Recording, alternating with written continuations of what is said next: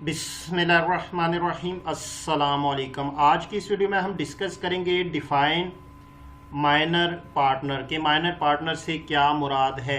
लेकिन video start करने से पहले अगर आपने हमारे चैनल को सब्सक्राइब नहीं किया जल्दी से सब्सक्राइब कर ले और साथ में बेल आइकन भी प्रेस कर दे ताकि आपको हमारी लेटेस्ट वीडियो की नोटिफिकेशन मिलती रहे। वीडियो स्टार्ट करते हैं। Minor partner is that partner who has not attend the age of 18 years or he is under 18 years is called minor partner। यानी वो पार्टनर के जिसकी उम्र 18 साल से कम हो या जिसकी उम्र अभी 18 साल ना हुई हो तो उसे हम माइनर पार्टनर कहते हैं।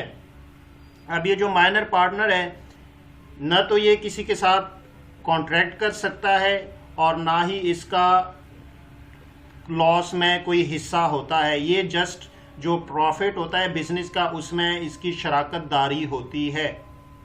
तो माइनर पार्टनर ऐसा पार्टनर के जिसकी उम्र 18 साल से कम हो तो उसे हम माइनर पार्टनर कहते हैं।